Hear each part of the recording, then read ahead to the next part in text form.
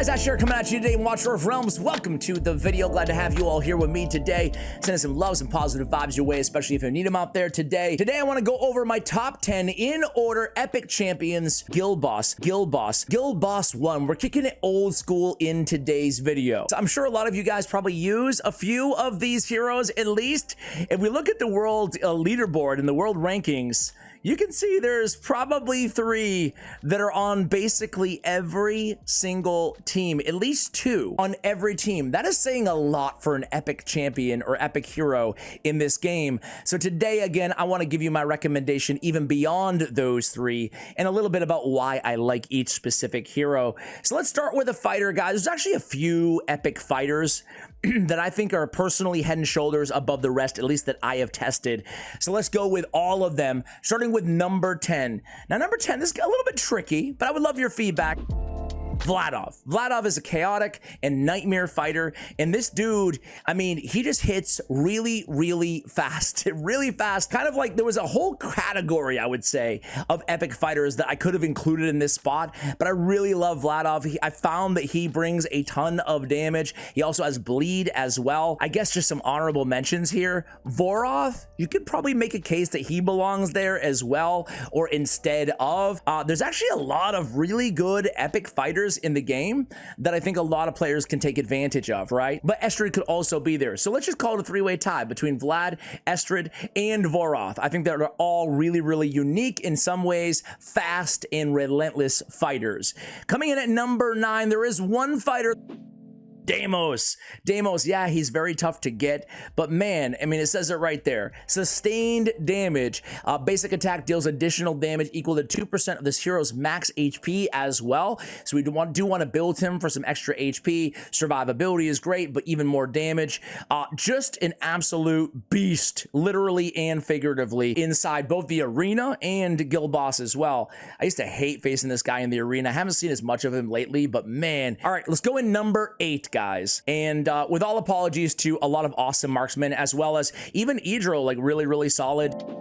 Lener is great because similar to Aracha with her Lord bonus, she's able to give you that extra tile distance, and that can be the decisive kind of factor in, well, actually hitting the Guild Boss, right? So that can be, and she can deal some nice damage too. She also has some rage regen built in. You know, DPS, you're not going to be disappointed, but man, that range bonus for everybody is going to be great, right? Obviously, provided that they're a marksman, or piercers rather.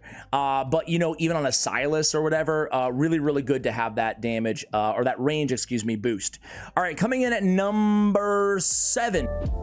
Vortex, you know he's one of my favorite heroes in the entire game.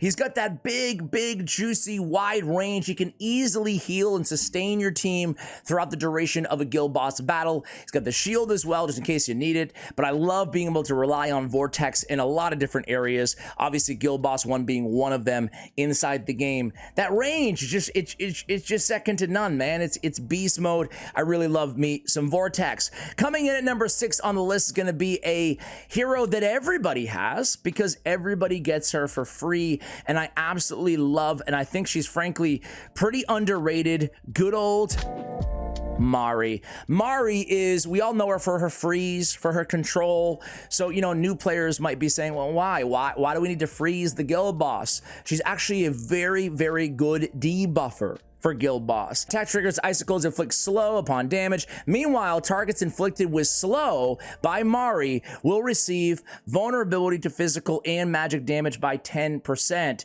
So she has slow on her basic attacks. So you build her with a very high attack speed, and then she can land the slow. Moreover, the debuffs basically constantly, if you have her high enough. I've seen 500 plus attack speed, be able to consistently keep those debuffs on the Guild Boss. So a great debuffer there in Mari. Coming in at number 5 on the list, guys. Did you think I was done when I was talking about fighters? Did you think I was done? Wrath. I still think that Wrath is the best fighter, but do you guys agree? Do you disagree? I love that he can self-sustain if you have him awakened, obviously, but I just love the damage that he brings to the table. He's fairly easy to build. He should be. He's free. He's accessible for everybody. Just great damage, just like everywhere else in the damn game when you talk about Wrath. I think that he's definitely a main DPS option for probably a lot of players out there, especially when they're starting out, but he actually does and is able to hold his own as a DPS option, surprisingly surprisingly late into the game as well, even in Guild Boss. So Wrath is number 5. Number 4. Feels criminal to put this guy at number 4 on the list, and I lied. Mari is not the only mage on the list, because how could I ever snub or forget Pyros? Pyros coming in at number 4. Again, it feels criminal. But the other 3, I mean, you saw it at the beginning of the video. They're in every team. Every one of the top 100 teams has at least 1, usually 2, actually usually 3, all 3 of these heroes. But Pyros, there are other options, right? There's Soul Cadence, obviously there's Twin Fiend for Infernal Strategy against Guild Boss, which is still, you know, a year plus after the launch of the game, the global launch of the game. It's still the #1 meta strategy for Guild Boss. So having that channel ability, right, is just so damn effective. The channel, aka Focus Fire Ash. But I mean, that's it for me. He's still my go-to because I do not have an Awakened 1 Soul Cadence or a Awakened 1 Twin Fiend. So Pyros is still my man. I have him fully awakened, and he's still a massive, the gears that keep all the other parts and components of my Guild Boss team working in order, right? So without Pyros, I would be so screwed. It comes in at number 4. I'm sure a lot of you guys can relate. I never think of Laurel as a mage. I just think of Laurel as Laurel.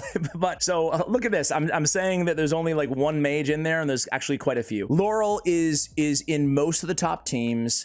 Laurel is so dynamic with her talent, right?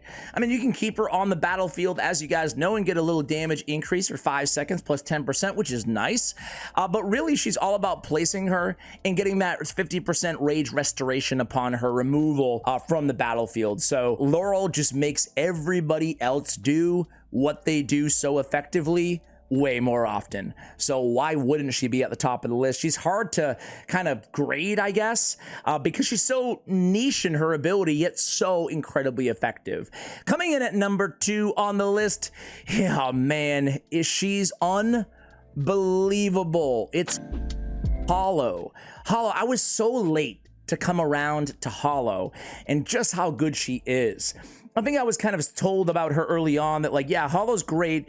The best rage restoration in the game, arguably like top 3, even including legendaries, certainly the best epic. Healing, she's gonna let you down, really kind of one-dimensional. This is what I heard early on. I forgot who told me, but I think that they were kind of right and kind of wrong. Like, she's not the game's best healer, but she actually can heal my team and just give unbelievable rage restoration to the crew as well. So, I love Hollow. The Energetic Bliss, she's easy, obviously, to awaken compared to her legendary counterparts like an Eloin, etc. She's just so effective, and she has that nice big range as well. She's, to me, one of the top heroes in the game, flat out. Forget just Guild Boss, forget just Epic. She's like that good in my mind. Speaking of that good, well, yeah, obviously Dolores is number 1. I wonder if in 5 years, if I make a video like this, because God knows I will, I wonder if in 5 years Dolores will still be number 1 in every single area of the game. For 5 cost, yeah, you do get baby heals, but you still get the best inspiration in the game. Jack her up with enough survivability to stay alive, and then as enough attack as you can. Not only is inspiration amazing for damage on everybody in her range, but it also gives you the luxury of, you know, altering, or maybe the flexibility of altering or shifting your build strategy on your DPS units. If you're going to be running Dolores and being able to count on a massive attack boost for those heroes in her range, maybe you can go with 2 crit damage instead of 2 attack on the right-hand side in terms of percentage gear, right? So she does allow you a little bit more flexibility when building the rest of your heroes, because you only have so much good gear anyway, because she provides so much of an attack boost. Obviously, you can time that with your ultimates. And Dolores, yeah, I mean, obviously, she's still the best in the game. She's on every team in the top 100, and it's hard to picture her falling out until they have that, like, insane lord or whatever, hard to get ancient only hero that has better inspiration, which we know is coming in the next year or 2, I bet, right? Hopefully I'm wrong, though. Even if I'm right, I should say, Dolores is still going to be used quite a lot, right? They really broke the mold when they made Dolores, and she's number 1 on this tier list, as she is with a bunch of tier list guys. Let me know which champion or which hero, excuse me, I snubbed in the comments below. Who's your favorite go-to? Moreover, which of the heroes that we talked about on this list do you use on your guild boss team? Let me know in the comments below. Let me know if you want to see top epics for any other area of the game ranked as well. I would love to do follow-ups to this series. Thank you for watching, and as always, take care, guys.